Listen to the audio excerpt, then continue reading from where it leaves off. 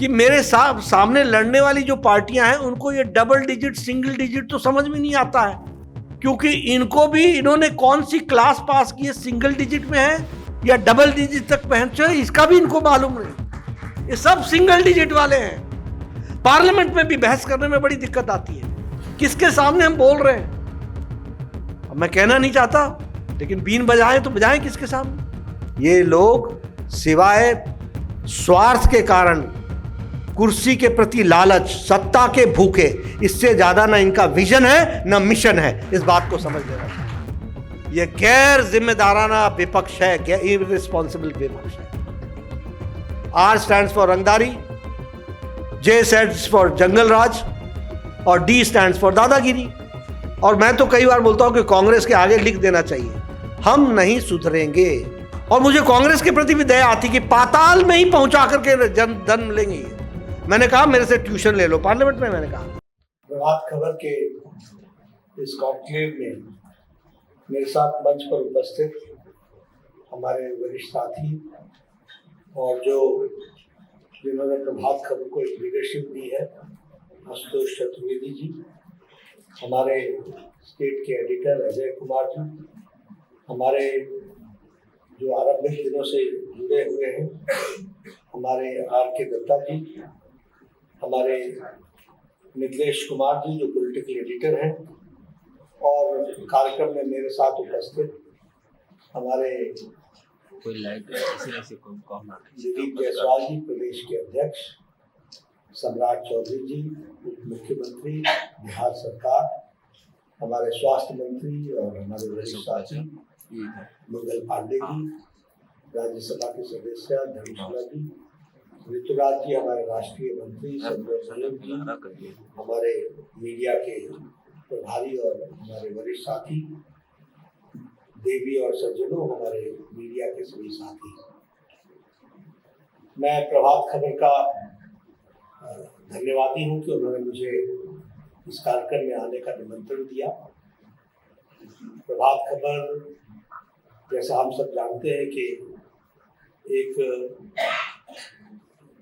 जिसको कहा जा सकता है कि जर्नलिज्म के क्षेत्र में एक जो मापदंड होता है, एक पैरामीटर्स होते हैं, उन पैरामीटर्स को स्थापित करने में, उस पर अपने आप को अडिग रखने में और उसको आगे बढ़ाने में प्रभात खबर ने एक लंबी यात्रा की है और उसके लिए प्रभात खबर जाना जाता है। मैं प्रभात खबर के सभी आयोजक और उनके सभी जो कर्ता धर्ता है उनको मैं इसके लिए बहुत बहुत बधाई देता हूँ। बिहार के चुनाव की दृष्टि से उन्होंने जो एक नई मुहिम चलाई है, जिसका अभी मैंने श्री गणेश में किया, ChatGPT की तरह कुछ भी बिहार के बारे में प्रश्न पूछा जाए तो एक साधारण व्यक्ति उसकी जानकारी हासिल कर सकता है। इस प्रयास के लिए भी मैं उनको बहुत बहुत बधाई देता हूँ। और साथ ही साथ जो उन्होंने चुनाव प्रचार में के दौरान जो 243 विधानसभा में चौपाल लगा करके जनता की आवाज को शासकों तक, राजनीतिक दल तक और समाज में उन विषयों को उठाने का जो एक बहुत ही बड़ा मुहिम लिया है, इसके लिए भी मैं उनको बधाई देता हूँ कि यह चुनाव की दृष्टि से बहुत लाभकारी होगा और देश को, प्रदेश को उसकी समझदारी बढ़ाने में एक अपना योगदान रहेगा। मैं आज बिहार में पटना में आया हूँ। महापुरुषों की भूमि है। चाणक्य जिन्हें हम राजनीति और कूटनीति के रचने वाले और जिसके सूत्र लिखने वाले ऐसे महान पुरुष की ये धरती है। बहुत लोगों ने इस प्रदेश को आगे बढ़ाने में अपना बहुत बड़ा योगदान किया है। नालंदा और विक्रमशिला जैसे विश्वविद्यालयों ने, जिन्होंने देश और दुनिया में विश्वविद्यालय के अर्थ को उजागर किया और उसको आगे बढ़ाने में अपना योगदान किया, ऐसी ये धरती है, ऐतिहासिक धरती है, लोकतंत्र की जननी है। इसलिए जब हम चर्चा करते हैं तो पॉलिटिकल अवेयरनेस, यह बिहार की संस्कृति में रचा बसा है। और मुझे तो सभी प्रदेशों में जाने का मौका मिलता है। एक विशेष बात बिहार में देखने को मिलती है कि राजनीतिक चेतना, यह राजनीतिक चेतना यह दुर्लभ ही किसी और जगह मिलती है जो मुझे यहाँ देखने को मिली है। और मैं अपने आप को इससे इसलिए भी जोड़ता हूँ क्योंकि मेरा बचपन यहाँ गुजरा है। मैंने शायद मैं भी कोई IAS ऑफिसर की रूप में होता या किसी प्रशासन में होता या फिर किसी नौकरी पेशे में होता, लेकिन क्योंकि मेरा जन्म यहाँ हुआ और मैं IAS की पढ़ाई करते करते जयप्रकाश नारायण के आंदोलन से जुड़ गया और तब से मेरी जीवन दिशा बदली। वो भी जागृति मुझे बिहार से ही मिली, तो वो भी समय देखने का मौका मिला और जानने का भी मौका मिला। बिहार के बारे में हम चर्चा करें तो मेरे सामने दो तस्वीरें होती हैं। एक अंधकार में बिहार और एक उजाले की ओर बढ़ता हुआ बिहार। और मैं जब भी चर्चा करता हूं तो हमेशा कहता हूं कि जब तक अंधकार के त्रासदी को नहीं पहचानोगे तब तक उजाले का महत्व समझ में नहीं आएगा। इसलिए अंधकार को जानना बहुत जरूरी है।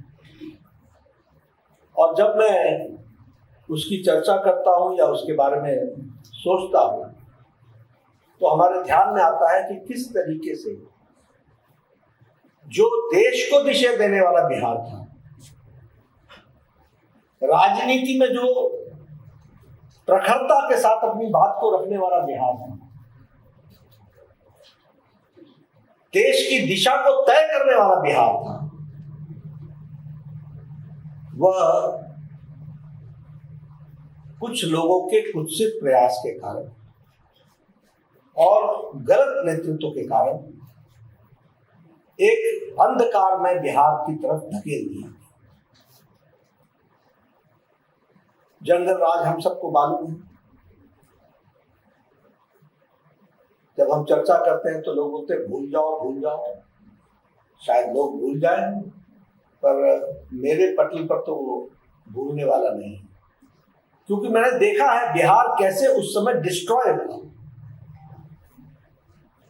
जिस कॉलेज से मैं पढ़ा हूं वो ऑक्सफोर्ड ऑफ बिहार कहा जाता है। उस कॉलेज की क्या दशा बताई, क्या स्थिति ला करके खड़ी हुई, वो भी मैंने देखा। कौन साइंटिस्ट, कौन से अच्छे पढ़ने वाले, देश दुनिया को स्थान देने वाले, स्थापित देश दुनिया को नेतृत्व देने वाले लोग इसी पटना यूनिवर्सिटी के निकले हुए। आप उठा करके आज भी देखिएगा तो देश की राजनीति से लेकर के, प्रशासन से लेकर के, प्रबुद्ध इंस्टीट्यूशन से लेकर के, जुडिशियरी से लेकर के, हर जगह बिहार के लोगों ने नेतृत्व किया। ये हमने बिहार को देखा। और हमने वो भी काल देखा जब लोग अच्छे अच्छे लोग बिहार को छोड़ करके दिल्ली यूनिवर्सिटी में एडमिशन लेने गए। एक जंगल राज और क्या रहा, परिवारवाद, तुष्टीकरण और तुष्टीकरण के साथ साथ जातिवाद। इसने बिहार को ग्रसित कर दिया, जातीय आधार पर राजनीति को स्थापित किया, नए नए डेफिनेशन गढ़े जाने लगे। किसी जाति को जोड़ लो, किसी समुदाय को जोड़ लो, किसी धार्मिक सोच को जोड़ लो और अपना रास्ता सीधा करो, अपना उल्लू सीधा करो। और फिर जिस तरीके की परिस्थिति ला करके खड़ी की वो हम सबको मालूम है। मैं ध्यान में लाना चाहता हूं, कभी सोचा था लेकिन इस धरती पर घटा है। याद दिलाना मेरा काम है, मैं बार बार याद दिलाता हूं। यही गांधी मैदान में 2003 में सिर्फ राजनीति में बल प्रयोग का अर्थ दिखा करके तेल पिलावन लठिया भाजन रैली हुई थी। अब आज के परिप्रेक्ष्य में 2025 में आप भूल जाएंगे, लेकिन यह बिहार की राजनीति में देखा है, मैंने उस समय का पटना देखा है। दुकानदारों ने शटर बंद किया, डर का माहौल था, हर तरीके से उस समय जिस तरीके की परिस्थिति लाकर के खड़ी की गई वो हम सबके ध्यान में है।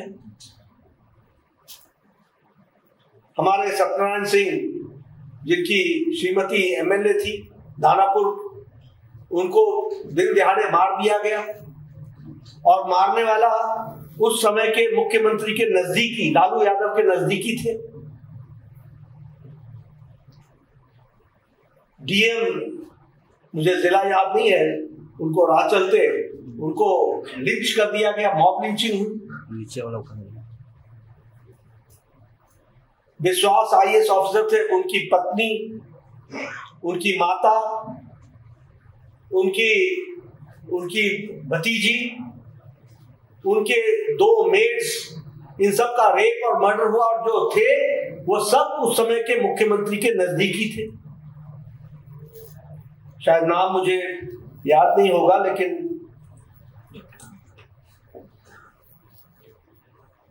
शायद शालिनी जैन था या क्या नाम था, शिल्पी है। उसका जिस तरीके से रेप हुआ, और जिस तरीके से उसका संबंध लालू यादव के रिश्तेदारी के साथ और राबड़ी देवी के भाई के रूप में हुआ, वो भी हम सबको पता है। और मैं यहां पर एक बात बताना चाहता हूं कि लॉ एंड ऑर्डर या क्राइम और स्टेट सपोर्टेड क्राइम में बहुत बड़ा अंतर है, इसको भी हमको समझना चाहिए। ये सब स्टेट सपोर्टेड क्राइम्स थे।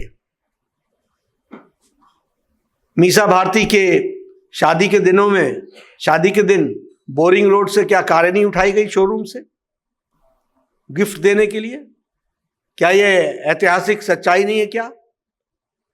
क्या ये बिहार को अंधेरे में धकेलने के नमूने नहीं है क्या? आज किस मुंह से ये लोग खड़े हो रहे हैं? क्या सोच करके खड़े हो रहे हैं? मैं ऐसे कई उदाहरण दे सकता हूं, क्योंकि ये सब हम सब के आंखों के सामने से गुजरा हुआ है। डॉक्टर एसएन आर्या की गाड़ी लालू यादव के कैंपस में मिली कि नहीं मिली? चोरी की हुई गाड़ी। ये स्थितियां हम लोगों ने बिहार की देखी हैं, लॉ एंड ऑर्डर की। आज ये लोग बिहार के चैंपियन बनने की कोशिश कर रहे हैं, अपने आप को जिस तरीके से जनता के सामने लाने का प्रयास कर रहे हैं। हमारी जिम्मेवारी है कि हम इन नेताओं की सोच समझ और इन्होंने का जो अतीत है वह जनता के सामने बताना हमारी जिम्मेवारी है, उसको बताना हमारा काम है। मैं लालू यादव के जब अंतिम शासन के समय थे तो मैं दिल्ली में, हमें डॉक्टर मिलने आया करते थे, इंजीनियर्स मिलने आया करते थे बिहार से। वो हमेशा ये कहा करते थे कि वापस तो जा रहे हैं पटना, फिर लौट के आएंगे कि नहीं आएंगे कोई गारंटी नहीं। अपहरण की दुनिया इस तरीके से रेट तय करती थी। मैं ये आप बीती मैं सुना रहा हूं, मैं कोई किसी से उधारा लेकर के नहीं सुना रहा हूं। क्या स्थिति ला करके खड़ी की हुई थी। यूनिवर्सिटी के हमारे बेचारे स्टूडेंट्स शर्म करने लगे थे कि वो 2000 बैच के और परीक्षा दे रहे हैं 2002 बैच में। उनको क्या परिस्थिति ला करके खड़ी की थी, क्या बिहार कहां पहुंचा दिया था, वो सब हम सबके ध्यान में है। और अगर मैं लालू यादव की बात करूं तो विकास के नाम पर इनका स्टेटमेंट क्या था? रोड बना देंगे तो पुलिस जल्दी पहुंच जाएगी तुम्हारे पास, रोड नहीं है तो पुलिस के बगैर हो तो ठीक हो। यह स्टेटमेंट है मुख्यमंत्री का। सड़क के नाम पर लालू यादव का स्टेटमेंट है कि जानवर के खुर खराब हो जाएंगे अगर सड़क बना देंगे। लालू यादव का यह स्टेटमेंट है पलायन पर कि तो हमारा बिहारी भाई है, अंगोछा पहन के जाता है, टाई सूट पहन के लौटता है। इस तरीके से आपने पलायनवाद को एक, जिसे कहा जा सकता है कि एक उसका महिमा मंडन करने का आपने काम किया। क्या आपका विजन था? और सबसे बड़ी बात मैं पूछना चाहूंगा, आज इतने साल गुजर गए, क्या आरजेडी के आज जो कर्ता धर्ता बन रहे हैं तेजस्वी यादव, उन्होंने एक बार भी बिहार की जनता से माफी मांगा है? एक बार भी? एक बार भी उन्होंने कहा कि गलती हुई है?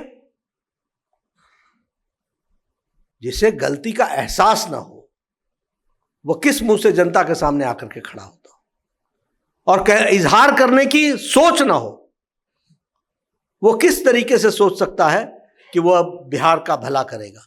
और 2 बार आपने देखा, थोड़े थोड़े समय उनको सरकार में रहने का मौका मिला।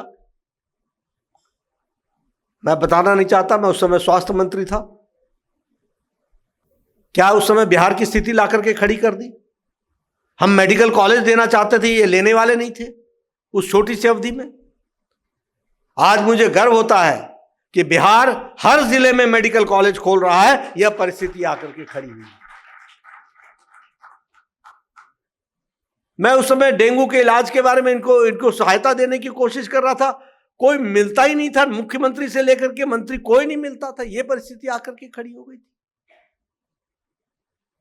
आज परिवर्तित बिहार जो हमको दिख रहा है, उसकी अगर हम चर्चा करें तो हमें समझ में आना चाहिए कि निश्चित रूप से प्रधानमंत्री मोदी जी के नेतृत्व में और नीतीश कुमार जी के नेतृत्व में 2005 से जो पिछले 20 सालों में विकास हुआ है, उसके कारण आज बदलता बिहार हमको दिख रहा है। इसको भी हमको समझ लेना चाहिए।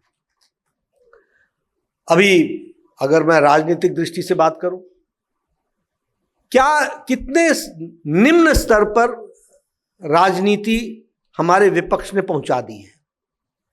आज भी बताइए, प्रधानमंत्री मोदी जी की पूज्य माता जी जो देवलोक में है, जिन्होंने 100 साल में अपनी अंतिम सांस ली, उनके बारे में इस तरीके के अपशब्द उनके मंच से बोला जाना, और बोले जाने के बाद आज दिन तक उस नेतृत्व के द्वारा इस पर कहीं भी कोई रिग्रेट ना आना, ये इनके कैरेक्टर को बताता है कि नहीं बताता है? और जिन लोगों ने इस तरीके के शब्द इस्तेमाल किए, ये उकसाए गए थे। और कल जो कांग्रेस का वीडियो आया है, वह इस बात का प्रमाण है कि ये आपकी सोच थी। इस तरीके की गंदी सोच आप रखने वाले, आज भी आप राजनीति में इस तरीके से आगे बढ़ने का प्रयास कर रहे हो।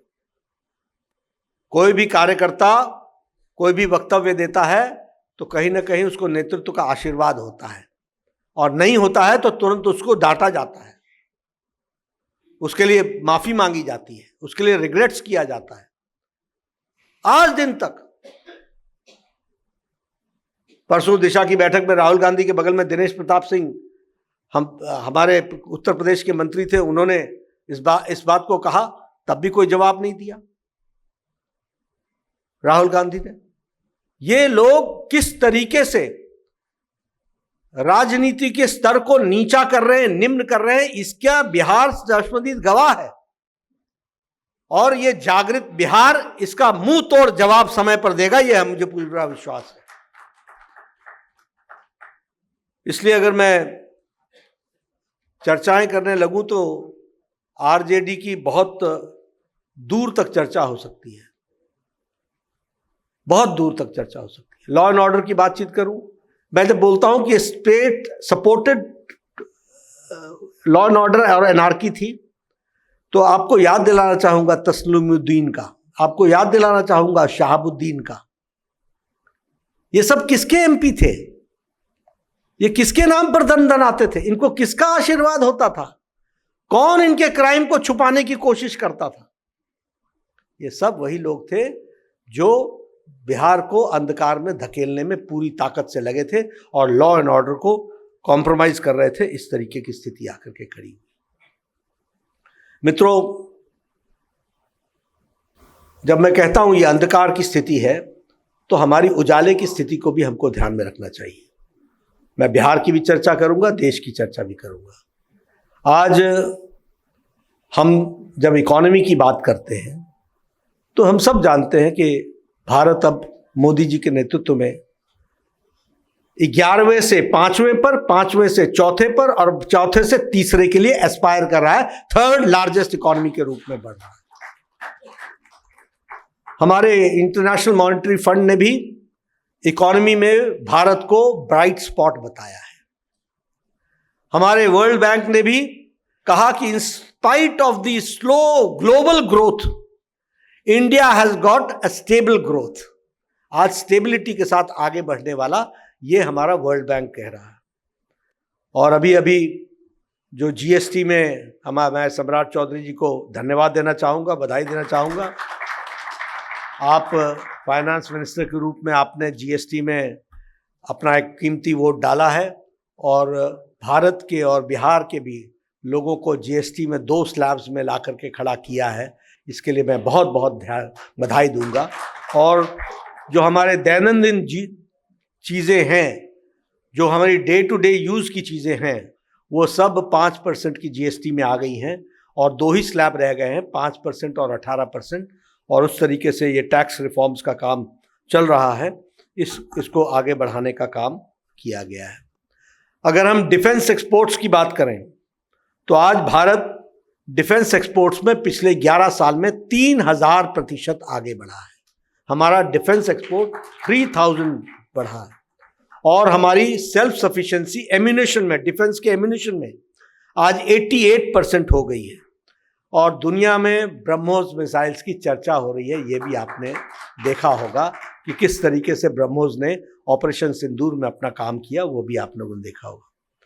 मैं बिहार की बात करूं तो रेलवे बजट बिहार का 11 वर्षों में 9 गुना बढ़ा है।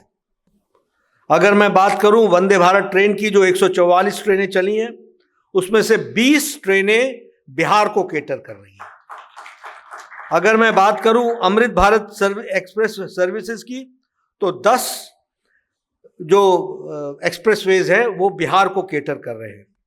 अमृत भारत स्टेशंस, जो मोस्ट मॉडर्न स्टेशंस बनाए जा रहे हैं, उसमें 98 स्टेशंस बिहार के हैं जहां पर मोस्ट मॉडर्न बनाए जा रहे हैं। अभी अभी मैं पटना एयरपोर्ट से आ रहा हूं, आप लोग देखा होगा 12,000 करोड़ रुपए की लागत से अपना पटना का एयरपोर्ट बन रहा है। और इसके साथ साथ 1200 करोड़ रुपए की लागत से और 1400 करोड़ रुपए की लागत से बीटा का एयरपोर्ट बन रहा है, ये भी हम लोगों ने देखा है।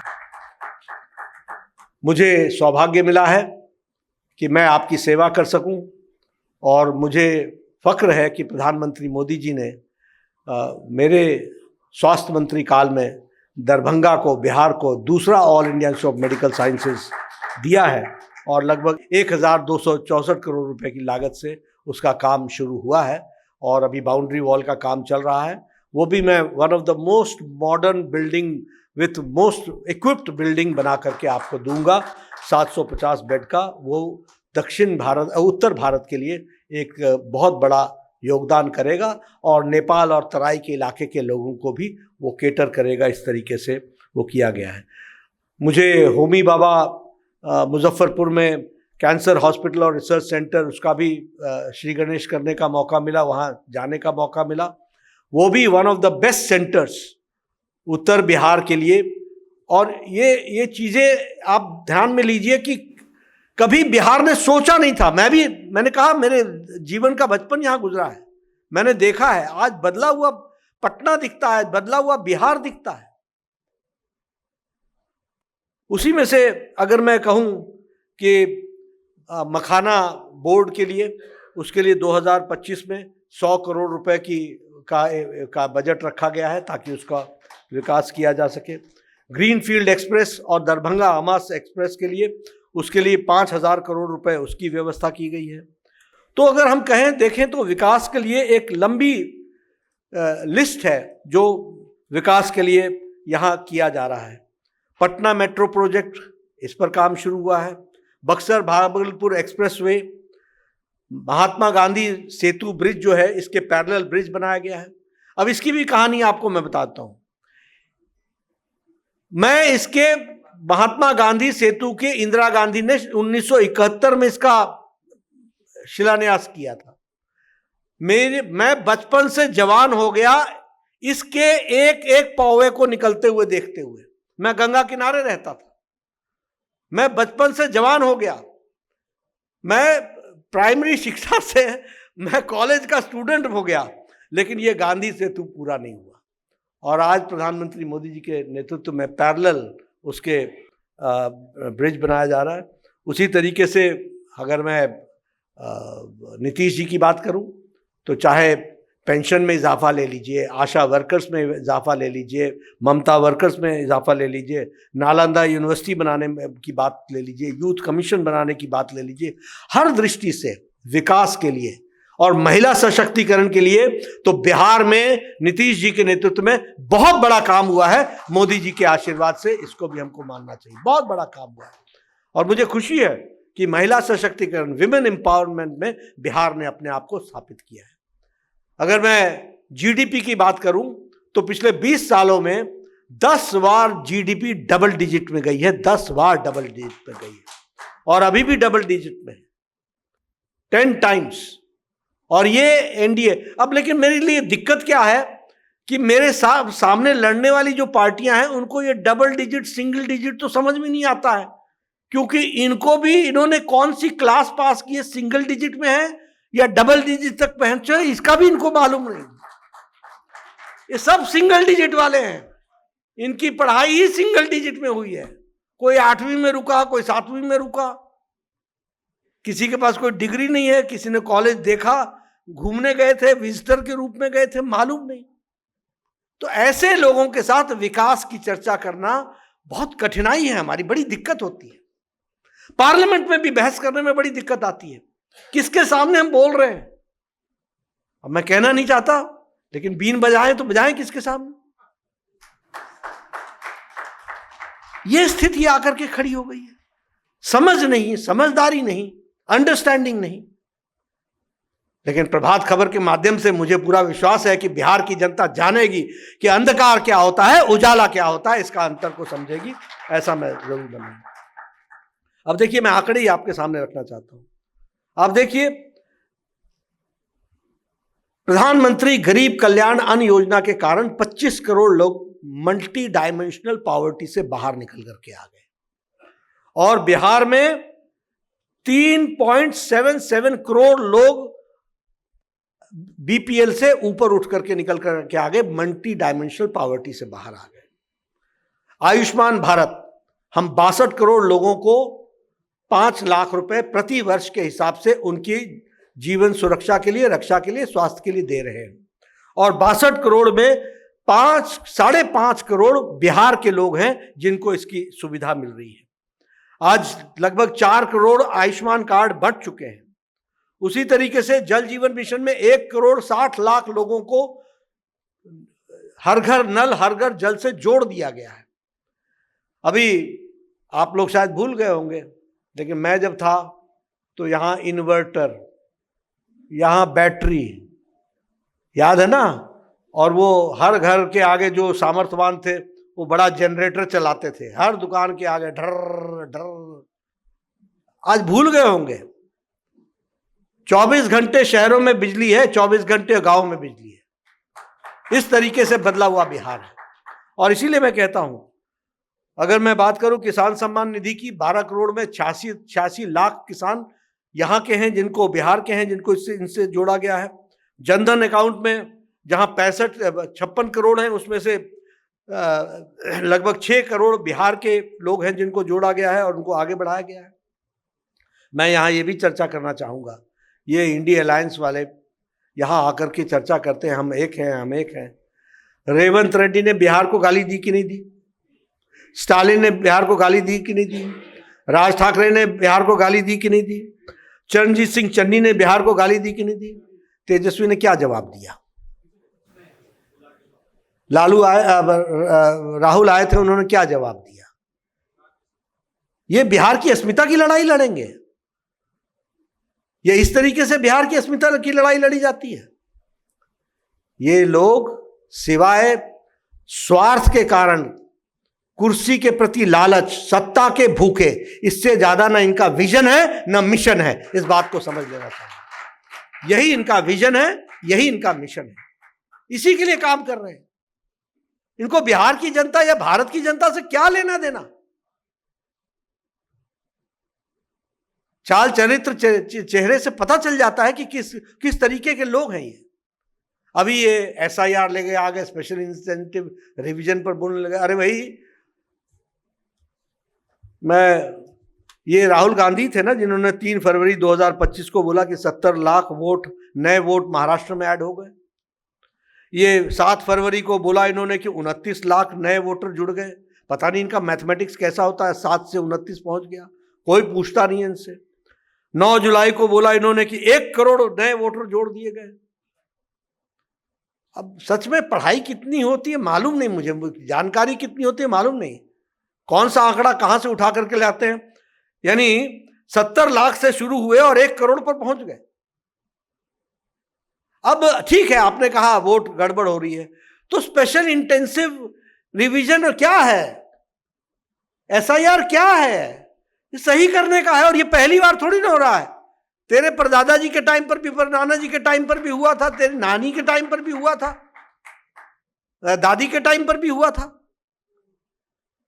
सब लोगों के टाइम पर हुआ है। 52 में हुआ है, 60 के दशक में हुआ है, 80 के दशक में हुआ है, 2000 में, 2003 में हुआ है। कोई नई चीज तो नहीं हो रही है।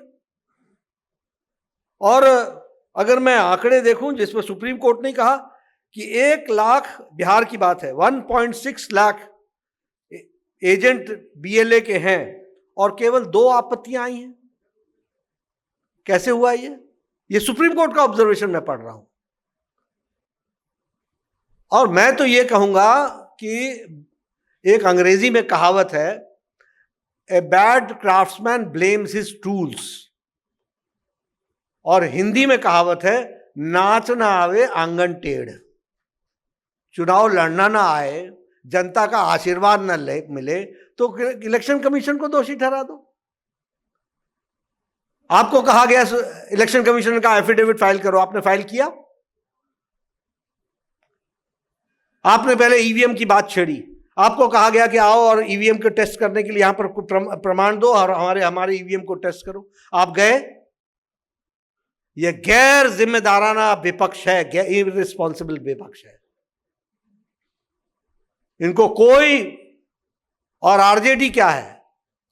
R स्टैंड्स फॉर रंगदारी,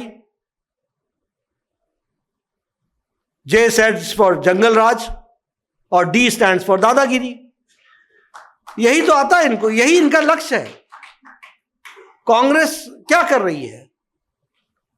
और मैं तो कई बार बोलता हूं कि कांग्रेस के आगे लिख देना चाहिए, हम नहीं सुधरेंगे। ये कभी सुधरने वाले नहीं है। और मुझे कांग्रेस के प्रति भी दया आती कि पाताल में ही पहुंचा करके धन लेंगे ये।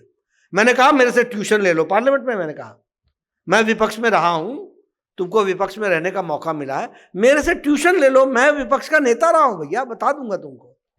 पहला काम होता है कि विपक्ष को अपनी क्रेडिबिलिटी खड़ी करनी पड़ती है। इस विपक्ष की क्रेडिबिलिटी नहीं है, इसमें कोई क्रेडिबिलिटी नहीं है।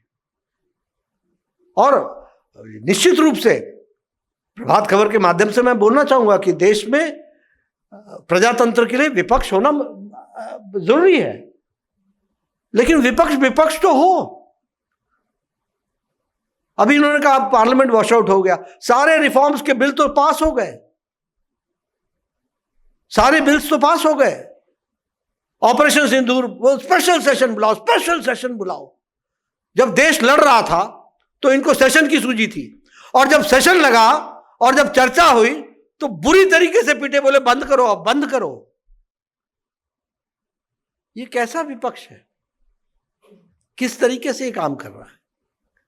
इसलिए मैं निश्चित रूप से आप लोगों के माध्यम से कहना चाहूंगा, बिहार की जहां तक बात करना चाहूंगा, मैं कहना चाहूंगा कि बिहार लीडर रहा है, लीडर रहेगा और लीड के रूप में ही आगे बढ़ेगा, मेरा पूरा विश्वास है। हाँ, लीडरशिप के लिए माहौल बनाना, इसके लिए मैं बिहार की जनता से निवेदन करना चाहूंगा कि एनडीए की सरकार को आप मजबूती प्रदान करें, इसकी आवश्यकता है। क्योंकि ये लड़ाई लॉ एंड ऑर्डर मेंटेन करने वालों के पक्ष की लड़ाई है और दूसरी तरफ लॉलेसनेस क्रिएट करने वाले लोग खड़े हैं। एक तरफ विकास को तरजीह देकर के आगे बढ़ाने वाले लोग खड़े हैं और एक तरफ विनाश की ओर ले जाने वाले लोग खड़े हैं। एक तरफ वो लोग खड़े हैं जो बिहार को इंफ्रास्ट्रक्चर में पूरी मजबूती के साथ मोदी जी के आशीर्वाद में बढ़ाने के लिए दिन रात काम कर रहे हैं, और दूसरी तरफ विकास के नाम को, इंफ्रास्ट्रक्चर को ना समझ कर चलने वाले लोग खड़े हैं।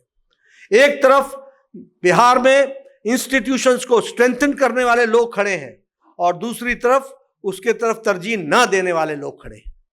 अब मैं मेडिकल कॉलेज की बात करूं, दत्ता जी आप भी यहां पैदा हुए, मैं भी यहां पैदा हुआ। मुझे ये खुशी है कि पटना अब एशिया का सबसे बड़ा हॉस्पिटल 5000 बेड का बनने वाला है, मोदी जी के नेतृत्व में और नीतीश जी के मेहनत से ये होने वाला है। हमें फख्र होता है कि जहां हम पैदा हुए वो हॉस्पिटल आज एशिया का वन ऑफ द लार्जेस्ट 5000 कितना है 5462 बेड्स का ये हॉस्पिटल बहुत जल्द तैयार हो रहा है। 11 मंजिल की तो इसकी कार पार्किंग है। मौका लगे तो देखिए आपके पटना में क्या क्या काम हो रहा है।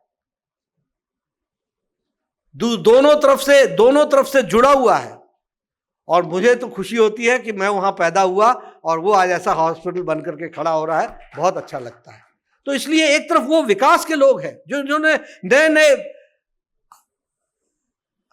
मुकामों को हासिल करने के लिए अपने आप को लगाने को तय किया है, और दूसरी तरफ वो लोग हैं जो सत्ता के भूखे हैं और सत्ता ये इन प्रकार किस तरीके से आए इसकी कोशिश कर रहे हैं। और मुझे खुशी है कि आज बिहार का infrastructure is ready to take a long leap, एक लंबी छलांग लगाने के लिए तैयार है। और वो लंबी छलांग के लिए इस नवंबर में एक आशीर्वाद आपका फिर से एनडीए को चाहिए होगा, ये मैं आपसे निवेदन करना चाहता हूं। और निश्चित रूप से मोदी जी के नेतृत्व में, नीतीश जी के पूरी ताकत के साथ बिहार आगे बढ़ेगा और पूरी ताकत से एनडीए को आपका आशीर्वाद मिलेगा। इन्हीं शब्दों के साथ बहुत बहुत धन्यवाद। प्रभातखबर.com, विश्वास वही, रफ्तार नहीं।